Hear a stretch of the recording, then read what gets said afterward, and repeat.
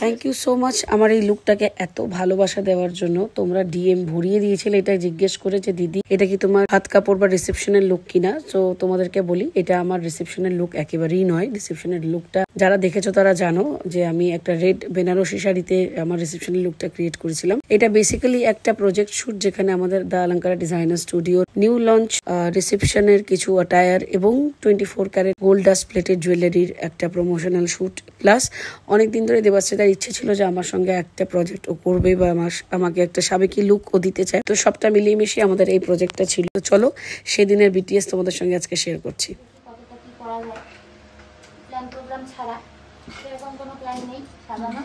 সম্পূর্ণ মনের থেকে করব। এখন দেখি কতটা কি করা যায়, চেষ্টা করি। শুরু করি।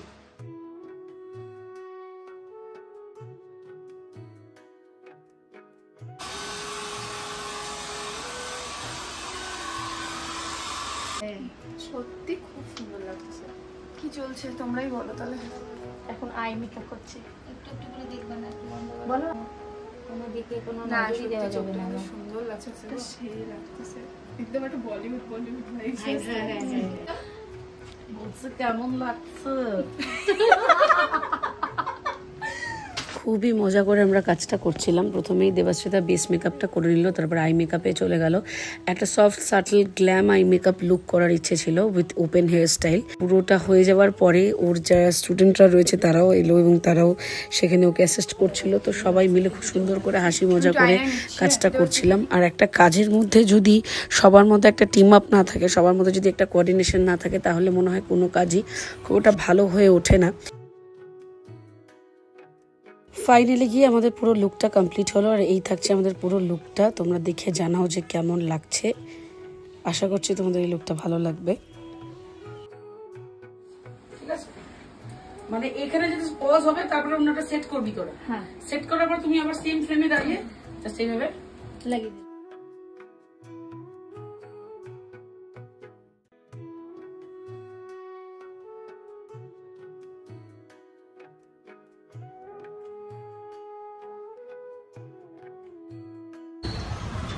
কেমন লাগছে? দারুণ লাগছে, দারুণ, মানে জাস্ট কিছু বলার নেই। লাগছে মডার্ন রিসেপশন ব্রাইড একদম। যেমন শাড়ি তেমন ব্লাউজ, তেমন জুয়েলারি, তেমন মেকআপ কম্বিনেশন জাস্ট ওয়াও।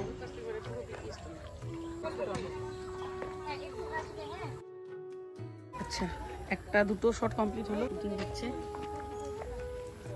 এটা ধরো, দাও আমাকে, দাও একটু টিস্যুটা দাও। হচ্ছে ফ্যান্টাস্টিক হচ্ছে। Thank you. এখন আমরা এক লোকেশন থেকে আরেকটা লোকেশনে যাব। মেকআপ কিন্তু এখনো দেখো স্টে করছে। আমি কিন্তু প্রচন্ড ঘামছি। মেকআপ একদম ইনট্যাক্টই থাকবে। একদম সোয়েট হচ্ছে কিন্তু মেকআপের গ্লো একটুও নষ্ট হয়নি। সোয়েট তো হবেই, যা গরম আজকে। আমরা পরবর্তী ডেস্টিনেশনে যাই আজকে ধীরে। ওখানে গিয়ে আবার আর দেখো এটা ন্যাচারাল লাইটে পুরো মেকআপটা। আর শাড়ি খুব সফট মেটেরিয়াল, সো ক্যারি করতে কোনো মানে পুরোটা মানে মেকআপটা শাড়ির উপরেই আমি বলতে পারি। দেখে দেখে এসো, নেক্সট লোকেশনে যাওয়া যাক। অল্প অল্প প্রসাদম।